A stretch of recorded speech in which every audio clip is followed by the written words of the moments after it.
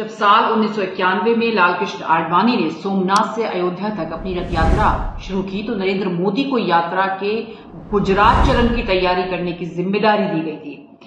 और इसमें आपको हम ये बता दें कि न सिर्फ रथ यात्रा के समय बल्कि पीएम मोदी को गुजरात का मुख्यमंत्री बनाने में भी लाल कृष्ण आडवाणी की अहम भूमिका रही है। और पीएम मोदी उसी सांस्कृतिक और हिंदुत्व वाले राष्ट्रवाद के एजेंडे को आगे बढ़ा रहे हैं जो लाल कृष्ण आडवाणी ने शुरू किया था। तो अब आपको समझ आ रहा होगा कि इसको क्यों गुरु दक्षिणा भी कहा जा रहा है। और ये पहले तयशुदा था, मतलब कि ये पहले से ही लिस्टेड था। लेकिन सवाल अब ये उठ रहा है कि 10 साल क्यों लग गए इस अवार्ड को देने के लिए।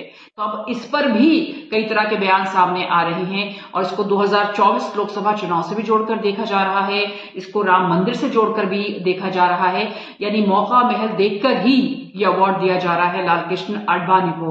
बहरहाल जो भी है, लाल कृष्ण आडवाणी को ये अवार्ड मिला है और इसको लेकर जो रिएक्शंस हैं वो विपक्ष की तरफ से हैं, जाहिर है कि और वो रिएक्शंस कुछ ऐसे ही आ रहे हैं हमारे सामने, वो हम आपको जरूर दिखाएंगे। वोट बांधने के लिए तो नहीं किया गया है, ये सम्मान भारतीय जनता पार्टी अपना वोट बांधने के लिए कर रही है। महाशय को भारत रत्न से नरेंद्र मोदी नवाज रहे हैं, तो उनका रिकॉर्ड ये है, जहां कहीं भी लाल कृष्ण आडवाणी की रथ यात्रा गई वहां पर इन तमाम मुकामात पर हिंदू मुसलमान फसाद हुआ, इंसानियत की मौत हुई। और अफसोस की बात यह है कि नरेंद्र मोदी की हुकूमत उनको इस मुल्क का सबसे बड़ा सिविलियन अवार्ड भारत रत्न से नवाज रहे हैं। तो इस अवार्ड को लेकर यह भी कहा जा रहा है कि मंडल और कमंडल की जो एक राजनीति हमारे देश में होती रही है उसको साधने की पीएम मोदी ने कोशिश की है। वो क्यों? क्योंकि कर्पूरी ठाकुर को भी सम्मान मिला है, भारत रत्न से ही नवाजा गया है। तो ऐसे में लाल कृष्ण आडवाणी का जब नाम सामने आया तो जानकार जो हैं वो इस बात को भी मानते हैं। तो थोड़ा सा आपको इस पर ध्यान देने की जरूरत होगी कि जब भी भारत रत्न अवार्ड मिलता है वो क्यों मिलता है, किन लोगों को दिया जाता है। और पीएम क्योंकि हर मन से इस बात को कह रहे हैं तो कितना खास है ये अपने आप में अवार्ड इस वक्त इस मौके पर लाल कृष्ण आडवाणी को देना। प्रधानमंत्री नरेंद्र मोदी ने शनिवार को बीजेपी के वरिष्ठ नेता और राम मंदिर आंदोलन के अगुवा रहे लाल कृष्ण आडवाणी को देश के सर्वोच्च नागरिक सम्मान यानी कि भारत रत्न से सम्मानित करने का ऐलान किया है। पीएम मोदी ने व्यक्तिगत रूप से मुलाकात करके लाल कृष्ण आडवाणी को बधाई दी। उन्होंने सोशल मीडिया प्लेटफॉर्म एक्स पर लिखा कि भारत के विकास में उनका योगदान बहुमूल्य है।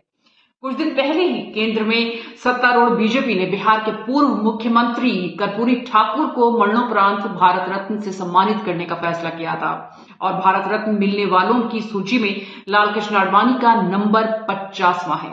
साल 2014 में सत्ता संभालने के बाद बीजेपी ने आडवाणी समेत कुल 7 लोगों को भारत रत्न दिया है, जिनमें से 5 लोगों को ये पुरस्कार दिया जा चुका है। तो ये पुरस्कार क्यों दिया जा रहा है, मोदी जी ने क्या सोच कर दिया है, क्यों ये सिलेक्ट हुए हैं। हालांकि आपको ये बता दें कि भारत रत्न देने के लिए कोई खास पैरामीटर्स नहीं है, लेकिन फिर भी एक्स पर पीएम ने खास तौर पर लिखा है कि आखिर क्यों ये अवार्ड दिया जा रहा है, भारत रत्न से क्यों नवाजा जा रहा है लाल कृष्ण आडवाणी को, और खुद वो बधाई देने के लिए घर भी गए हैं।